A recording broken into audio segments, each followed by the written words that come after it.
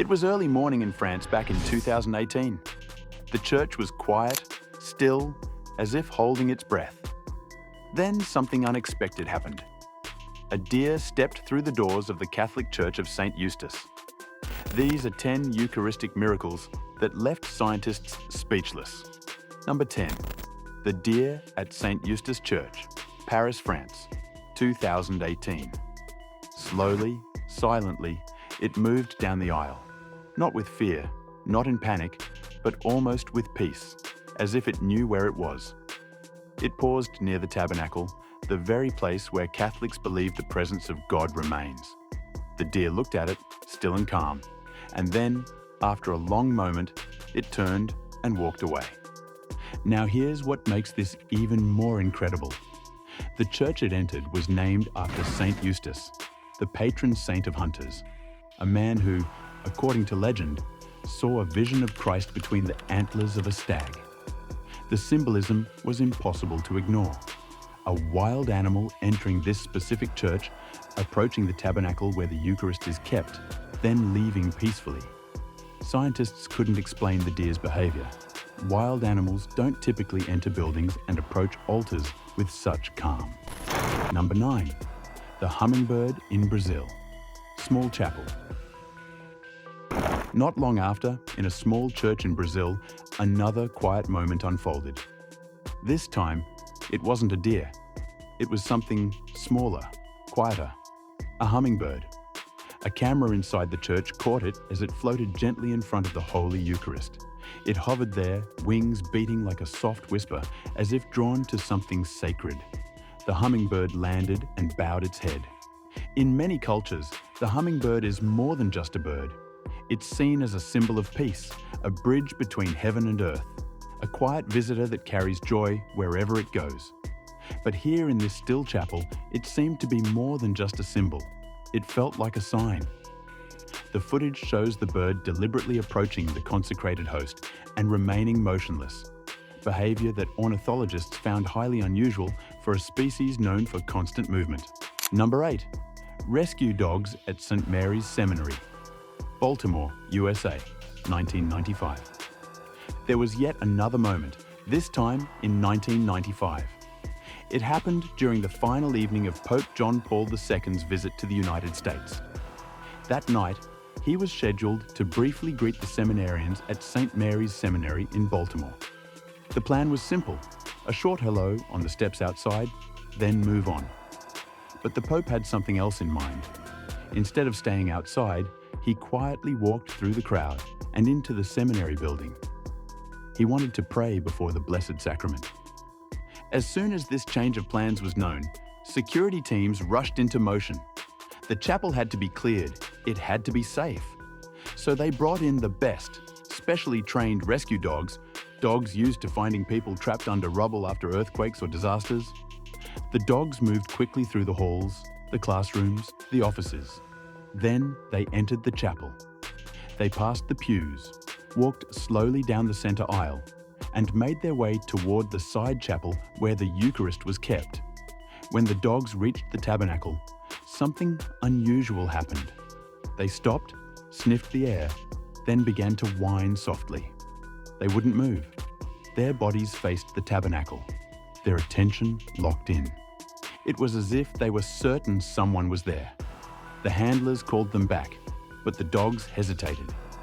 They had done this work before, searching for people buried under rubble, survivors hidden from sight. And now, in that quiet chapel, they were acting just the same. But there was no one visible, no one except the one Catholics believe is truly present in that tabernacle, Jesus Christ. Number 7. The Three Doves of Fatima, Portugal, 1946. In 1946, Portugal marked the 300th anniversary of its consecration to the Immaculate Conception. To honor the Virgin Mary, the people planned a grand procession. A statue of Our Lady of Fatima was carried on foot, beginning at the original site of the apparitions and continuing all the way to Lisbon.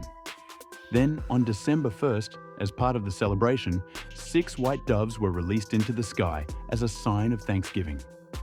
What happened next left everyone speechless. 3 of the doves flew straight to the statue and landed gently at the feet of Our Lady. And there they stayed. They didn't fly off. They didn't search for food or water. For the entire journey through the crowds, through the noise, through the long miles, they remained right there, motionless. It was as if they understood, as if they were keeping watch. Ornithologists studying the event noted that doves typically need to feed every few hours and would never remain stationary during such commotion.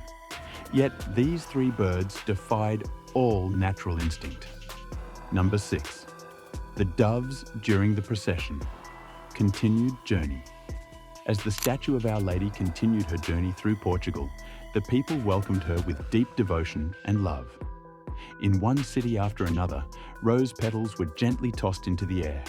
They floated down softly, brushing against the 3 white doves still resting at the statue's feet. Despite the long journey and the noise surrounding them, the doves showed no signs of fear or fatigue. From time to time, they would lift slightly into the air, fluttering just above the statue, as if to show the crowds that they were not simply asleep or too tired to move. They were choosing to stay. The sight became so moving, so unusual, that local newspapers began covering it. Stories of the doves were printed across the country, stirring wonder and faith throughout Portugal. Scientific observation confirmed the doves were healthy and capable of flight, yet they chose to remain with the statue for days. A behavioral anomaly that wildlife experts couldn't explain through conventional animal psychology. Number 5. The doves at the altar. December 8, 1946. The next morning, a solemn mass was held in honor of the Blessed Mother. The church was filled with quiet prayers and the soft echo of sacred music.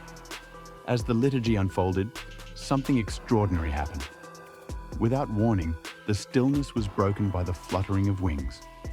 2 of the doves, those same white doves that had traveled with the statue, took flight. One gently flew to the epistle side of the altar, the other to the gospel side.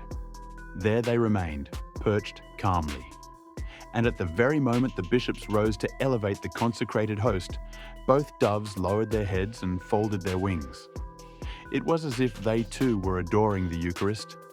But the 3rd dove stayed where it had always been, at the feet of Our Lady. The precise timing of the dove's movements, synchronized with the most sacred moment of the Mass, defied statistical probability. Behavioral scientists noted that birds don't respond to human religious rituals, yet these doves appeared to recognize and respond to the liturgical actions. Number 4. The dove on Mary's crown. The climax. Then came the moment of Holy Communion. The church was silent, hearts lifted in awe. And as the bishop turned toward the people and raised the sacred host, saying, "Behold the Lamb of God," the 3rd dove moved. It rose from Mary's feet and flew upward, landing gently on the crown of the statue. Then, with the Eucharist raised high before the people, the dove opened its wings wide, pure white and perfectly still. It was a breathtaking sight, a living symbol of worship, of heaven touching earth. Thousands of witnesses documented this moment, and photographs captured the dove with wings fully extended at the precise moment of elevation. A gesture that appeared deliberate and symbolic rather than random bird behavior. Number 3. Animals recognizing the sacred. Scientific paradox. Moments like this have happened before. Animals stopping, staring, bowing before the Blessed Sacrament. These aren't just stories, they're signs, reminders for a world that often forgets or doubts. Catholics believe that the Eucharist is not a symbol, but the real body of Christ, the same Jesus who walked the earth, fully God and fully man. And because he is present, the only right response is reverence, awe, and adoration. As we turn our hearts in devotion, nature too responds, not with words, but with wonder. From a scientific standpoint, these events present a paradox. Animals lack the cognitive framework to understand religious concepts, yet repeatedly demonstrate behaviors suggesting recognition of something sacred. Neurologists and animal behaviorists have studied these phenomena without reaching definitive conclusions. Number 2.